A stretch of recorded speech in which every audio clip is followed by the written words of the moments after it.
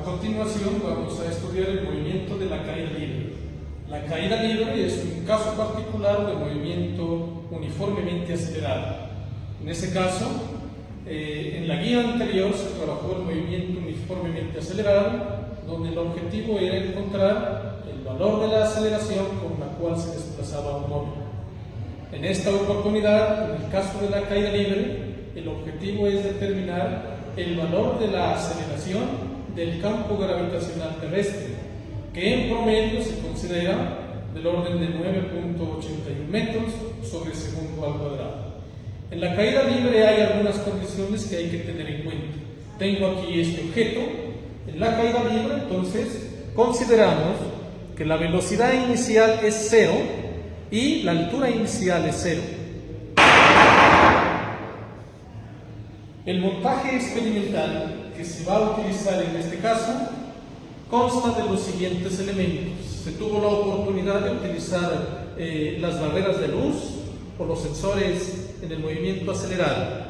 En este caso, la disposición experimental contiene el electroimán, uno de los sensores que vamos a dejar siempre fijo en esta posición, y el otro sensor que lo podemos ir desplazando en dirección vertical y a ciertos intervalos de alturas. En el electroimán fijamos el objeto que vamos a considerar en caída libre, en este caso una esfera. Consideramos esta esfera un balín metálico. En este caso el rozamiento vamos a considerar lo que es despreciable también. La caída libre debe tenerse presente que generalmente el valor de 9.81 metros sobre segundo cuadrado se obtiene cuando las condiciones del montaje experimental se puede considerar en el vacío y encontrar un valor de ese orden. En este caso, la experiencia que vamos a desarrollar se va a realizar en presencia de un medio, que en este caso es el aire, que puede llevar también a que los valores encontrados no correspondan exactamente al valor esperado. El objeto se fija en el electroimán. Hay que activar el electroimán. Se fija.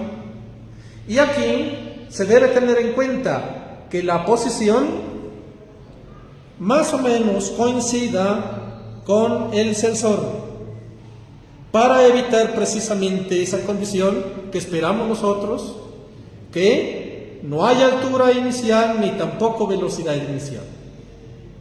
La distancia entre los sensores se va a medir con un flexómetro y se puede considerar desde la parte superior de la barrera, de la primera barrera, hasta la parte superior de la segunda barrera, o la parte inferior de la primera barrera y la parte inferior de la segunda barrera. Posteriormente, el cronómetro digital debe verificarse las respectivas conexiones. Primer interruptor conectado al punto E, que nos va a marcar el inicio en la medida del tiempo, y el segundo interruptor en el punto F. Aquí, quienes han tenido la oportunidad de utilizar este cronómetro conocen en la escala que el tiempo será dado en milisegundos o en segundos. Él automáticamente salta de escala. Vamos a hacer una medida, entonces colocamos en 0. En el procedimiento experimental se les va a facilitar un elemento que se denomina una plomada, que le permitirá alinear la posición del electroimán con los interruptores. Generalmente su uso es de esta manera. Se alinean para garantizar que el objeto en caída, en este caso, haga funcionar los interruptores, y también se ha colocado este elemento aquí, esta bolsita, que permite retener el objeto en caída, precisamente para eliminar los impactos que pueda hacer el objeto con el piso directamente. Una vez verificadas las condiciones, vamos a hacer nuestra primera medida. Entonces tenemos en 0 el conteo del tiempo y vamos a desactivar el electroimán para que nos permita que el objeto sea liberado. Bueno, en esta oportunidad entonces tendríamos una lectura de 241.32 milisegundos.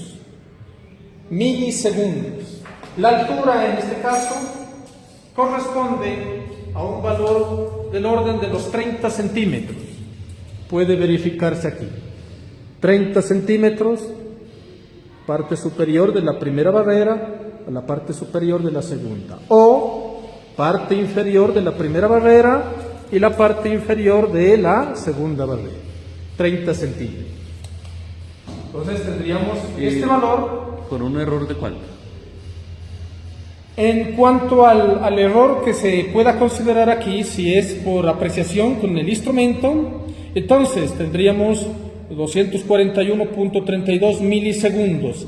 Si lo transforma a segundos, como es el caso en la tabla de datos experimentales, el tiempo se pide expresarlo en segundos, entonces correríamos aquí los decimales y tendríamos 0.24132 segundos. El error del instrumento entonces correspondería a 0.00001 segundo. Estaríamos hablando entonces del orden décima, centésima, milésima, 10 milésima, 100 milésima de segundo. Este tiempo es importante registrarlo de esa manera. Aquí los tiempos quedarán registrados en ese orden, salvo si usted considera una altura máxima de más de 2 metros, cambia la escala a segundos. De lo contrario, trabajará en este orden, en milisegundos. Dependerá del docente, también puede usted recibir la instrucción. En algunos casos únicamente se considera hasta el orden de las milésimas de segundo, entonces puede también ser aproximados estos valores a ese rango. Por ejemplo, en este caso, si lo dejáramos nomás hasta el orden de las milésimas, entonces sería 241 milisegundos o 0.241 segundos. Pero en general pues se considera tomar la lectura total del tiempo. Podemos repetir ese registro. Entonces las indicaciones del docente también implicará que por cada altura se tomen alrededor de 5 tiempos. De esos tiempos debe usted determinar el tiempo promedio según lo muestra la tabla de datos experimental. Podemos repetir nuevamente la lectura. Cerciórese también de que el objeto o el montaje en general no esté oscilando. Nosotros necesitamos garantizar aquí que el movimiento también sea rectilíneo aquí en dirección vertical. Colocamos nuevamente en 0 el cronómetro y repetimos la lectura. Entonces, muy parecida al dato anterior, 241 con algo, y en este caso 242.79 milisegundos. Este cronómetro permite unas lecturas muy precisas en el tiempo. Respecto a los conceptos teóricos, tenga en cuenta las expresiones matemáticas que están involucradas en la caída libre. Tenemos entonces que la aceleración será la gravedad. La velocidad de un cuerpo en caída libre será la gravedad multiplicada por el tiempo, y la distancia recorrida, que está representada ya sea con D o con Y o con H, haciendo alusión a la altura también. No consideramos velocidad inicial ni altura inicial. El valor promedio de la gravedad terrestre, 9.81 metros sobre segundo cuadrado, o el valor local para nuestra región, del orden de 9.78 metros sobre segundo al cuadrado. Estos valores se deben precisamente a que nuestro planeta, primero, no está constituido de un solo elemento homogéneo, tiene muchos materiales. Entonces se debe también a ello el cambio en el valor de la gravedad. El registro y el estudio de estos pequeños cambios en el valor de G permite también en la física considerar técnicas para ser aplicadas en el estudio de la Tierra, que se llaman técnicas de gravimetría, que es medir precisamente los cambios pequeños en el valor de la gravedad y que permita, por ejemplo, estudiar o encontrar yacimientos minerales sobre todo. El valor teórico de la gravedad puede ser calculado utilizando esta expresión matemática denominada fórmula internacional para el cálculo de la gravedad. La gravedad en este caso va a depender de ciertos parámetros, uno que estará relacionado con la latitud del lugar donde estamos haciendo el experimento y también la altura del punto donde estamos haciendo el experimento respecto al nivel del mar. Entonces la expresión matemática, tenemos este valor 9.78 y estos términos adicionales. Aquí puede darse cuenta que vamos a introducir el valor de la latitud y el valor de la altura. Para nuestra región, la zona ecuatorial, Pasto, nuestro departamento está situado muy cerca a la zona ecuatorial de nuestro planeta, entonces la latitud, muy particularmente para la universidad donde vamos a reproducir este experimento, la latitud de la universidad aquí en Toro Bajo, entonces tiene un valor de 1 grado 14 minutos 7 segundos. 14 minutos y 7 segundos no son de tiempo, sino se denominan de arco. Hay que tener en cuenta en cantidades angulares, 1 grado tiene 60 minutos de arco y 1 minuto de arco 60 segundos de arco. Para hacer esos cálculos, aquí puede darse cuenta, tendrá que extraer el valor del seno y ese valor elevado al cuadrado del ángulo, aquí 2 veces el ángulo y por aquí la altura. Si utiliza una calculadora normal, es posible utilizar una tecla que tiene estos iconos que le permiten a usted introducir este valor, 1 grado 14 minutos 7 segundos. De lo contrario, cerciórese también que la calculadora pues va a trabajarla usted en grados o en radianes y requiere esta cantidad ser transformada a las respectivas unidades. Entonces, pero con la ayuda de esta tecla es posible introducir directamente ese valor. ¿Sí? Puede introducir usted seno entonces de 1 grado, 14 minutos, 7 segundos, haciendo uso de esa tecla. De lo contrario, habrá que transformar 7 segundos y 14 minutos, transformarlos a grados y sumarle a esta cantidad para extraer el valor del seno. La altura de nuestra universidad en Toro Bajo consideramos 2.488 metros sobre el nivel del mar.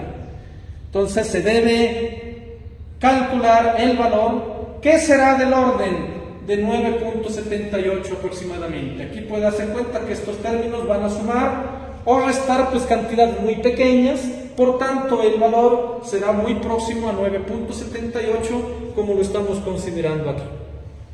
En la tabla de los datos experimentales, entonces va usted a completar la tabla que se le pide en el informe del experimento. Considere en general unas 10 alturas, las 10 alturas equitativamente distribuidas, utilizando la mayor parte de la escala o la varilla vertical que se ha dispuesto, donde usted tendrá que ir desplazando el sensor. La altura medida en centímetros, delta Y, la incertidumbre en esa altura, T, el tiempo promedio. Entonces tenga en cuenta aquí que este será el resultado de hacer por lo menos unas 5 mediciones de tiempo para cada altura y sacar su respectivo valor promedio. Este será registrado aquí en la lectura del tiempo. Y el delta T pues será asumido si usted considera que los promedios los hace utilizando el algoritmo Gauss. Allá se arrojará un error que es un error estadístico. El error instrumental estará condicionado a el valor del tiempo que se ha medido y las unidades en que se ha expresado, ya sea en milisegundos, o segundos. Entonces aquí el delta T hay que tener en cuenta esa lectura. Decíamos que si tuviéramos una lectura de este orden, 2.4173 milisegundos, y lo transformamos a segundos, entonces tendríamos este valor, 17,3 segundos. El error del instrumento, en este caso, podríamos asumirlo de este orden, ¿no? 1 segundo.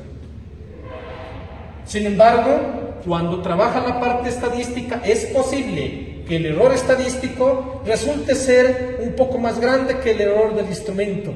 Entonces siempre en la parte estadística nos quedamos con el error más grande. Entonces hay que tener presente el delta T aquí para hacer los respectivos cálculos. Una vez obtenida esta tabla de datos experimentales, debe usted realizar un gráfico, entonces, de las distancias medidas en función del tiempo. Algo similar a como hizo en el movimiento uniformemente acelerado. Aquí podemos darnos cuenta pues, que la distancia dependerá de un t elevado al cuadrado, por tanto los datos experimentales en el diagrama de dispersión deben tener una tendencia a una curva. Esa curva precisamente tendrá que ser ajustada a un polinomio de grado 2. Dentro de los parámetros del polinomio tenemos el primer factor que tiene que ver con la calidad del ajuste, c al cuadrado sobre n de f, calidad del ajuste, cuyo valor uno esperaría que sea próximo a 1. Sin embargo, dentro de la estadística también y la literatura se considera que si los datos están muy bien tomados, su tendencia se ajusta, ese valor debe estar comprendido en un rango que va entre 0,5 a 2,5. Hay que verificar allá o dividir el cociente que le resulta para que usted realice un análisis de la calidad del ajuste, si está dentro de este rango o se aproxima a alguno de los valores límites. Y también dentro de los parámetros que nos arroja tenemos 3 parámetros, P sub 0, P sub 1 y P sub 2, los parámetros del polinomio de grado 2. Como estamos graficando la distancia recorrida por el cuerpo en función del tiempo, en este caso en caída libre, la expresión hemos dicho que nos quedaría de esta manera, g por t al cuadrado sobre 2.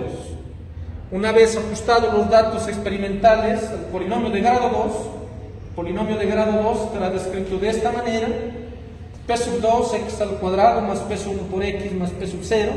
Entonces finalmente queda para usted interpretar los respectivos valores de los parámetros P sub 0, P sub 1 y P sub 2.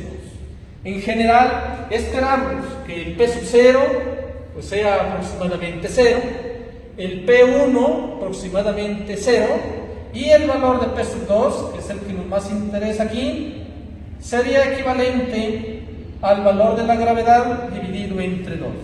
P sub 2 igual a G dividido entre 2.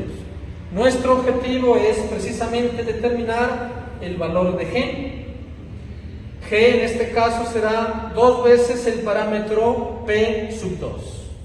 Aquí en este caso tenga presente también las unidades. Las unidades que estamos utilizando son centímetros sobre segundo. Usted podría considerar también metros sobre segundo. Entonces tenga presente en los resultados en qué unidades queda expresado. Aquí este valor corresponderá al valor de la gravedad experimental.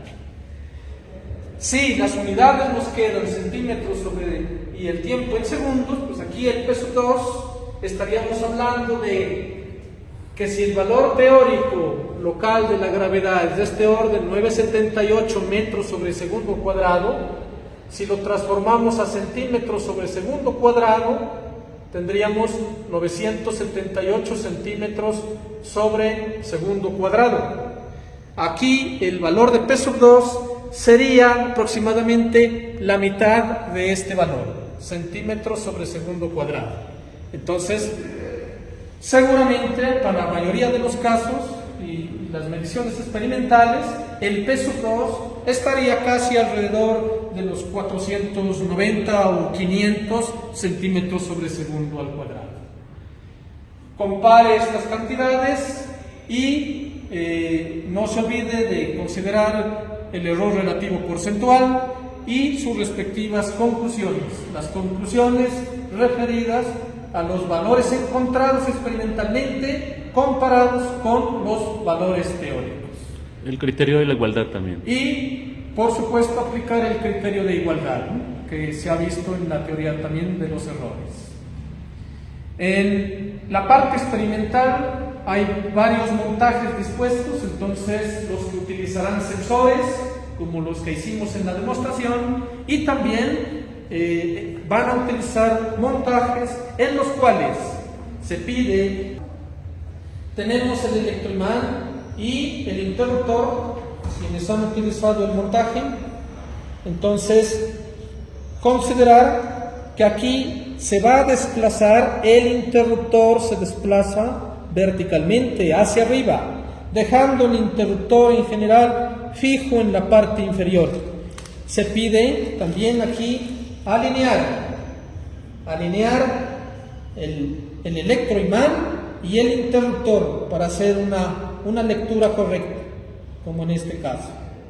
Verifique también que el objeto pueda ser detenido en este elemento que se ha dispuesto para evitar precisamente las colisiones contra la superficie, contra el piso. Entonces aquí tenemos condicionado, entonces, altura inicial 0, velocidad inicial 0. En este registrador, el tiempo corre desde el preciso momento en que liberamos el balín que está en caída libre, como se demuestra a continuación. Entonces tendríamos la lectura 0.158 segundos. Entonces, este instrumento está diseñado para darnos tiempos hasta el orden de las milésimas de segundo, 0.158 segundos. En este instrumento, pues el error será del orden de 0.001 segundo. Finalmente, para alguno de los grupos, un montaje experimental que se ha dispuesto es muy parecido al anterior y sería este montaje. Entonces, muy parecido al anterior, tenemos el interruptor aquí, el electroimán. Esta varilla, por favor, considerar aproximadamente los 10 datos. Entonces, vamos desplazando el electroimán, dirección vertical, ¿sí?, y que siempre quede alineado con el interruptor. Es una condición que debe tenerse en cuenta. Aquí el tiempo, en este cronómetro, tenemos una resolución del orden de una centésima de segundo, 0.01 segundo, ¿sí? Entonces lo pueden utilizar y a medida aquí que hacemos el experimento, liberamos el balín, en este caso en caída libre, y para medir el tiempo presionamos este interruptor ahí. Como son tiempos muy pequeños, realmente una vuelta completa aquí sería 1 segundo, pero las lecturas que se pueden obtener serán menos que eso. El tiempo aquí va pasando, el objeto va cayendo y llega al interruptor. Ahí. Por ejemplo, si ahí nos hubiese marcado el tiempo, ¿cuál sería la lectura? Tenemos 10, 20, 38 partecitas de estas. Cada partecita de esas vale 0.01 segundo. Entonces 38 por 0.01 le daría 0.38 segundos. Entonces tendríamos este contador en el orden de las centésimas de segundo. Entonces, un montaje que podrá ser utilizado por alguno de los grupos de trabajo.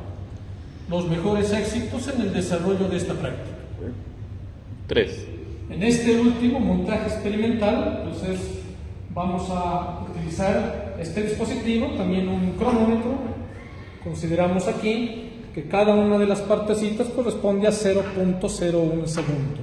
Entonces, el orden de magnitud estaríamos hablando en este caso de las centésimas de segundo. En los montajes anteriores y los cronómetros anteriores estamos en el orden de las milésimas de segundo. Para quienes utilicen este montaje, entonces es similar al anterior descrito. Tenemos el interruptor, es un interruptor mecánico en la parte inferior y el electroimán en la parte superior. El electroimán lo vamos desplazando a ciertas alturas allí equitativamente distribuidas. Aquí hacemos una prueba, entonces para volver aquí nos ha marcado un valor en el tiempo. Para volverlo a cero, utilizamos este interruptor también mecánico para llevar la lectura a cero. Y vamos a repetir el procedimiento. Entonces tenemos ya el tiempo allí, el cronómetro en cero, el balín ya situado en el interruptor, y para realizar el procedimiento de la caída libre, entonces presionamos aquí el interruptor. Ahí. Entonces el balín ha recorrido esta distancia y el tiempo en este caso sería, entonces tenemos 10, 20, 30, 38 partecitas en el reloj. Cada partecita vale 0.01 segundo, entonces 38 por 0.01 segundo nos daría 0.38 segundos. El procedimiento pues se repite nuevamente. Volvemos a cero, ahí, cerramos el interruptor mecánico y volvemos a repetir el procedimiento. Presionamos el interruptor que coloca en marcha el cronómetro y registramos, pueden darse cuenta, aproximadamente. ¿Cuánto sería? 35, 36, 37 por 0.01, 0.37. En la lectura anterior teníamos 0.38. El dispositivo experimental funciona muy bien. Bueno, muchas gracias, profesor James, por sus aportes a esta práctica de laboratorio.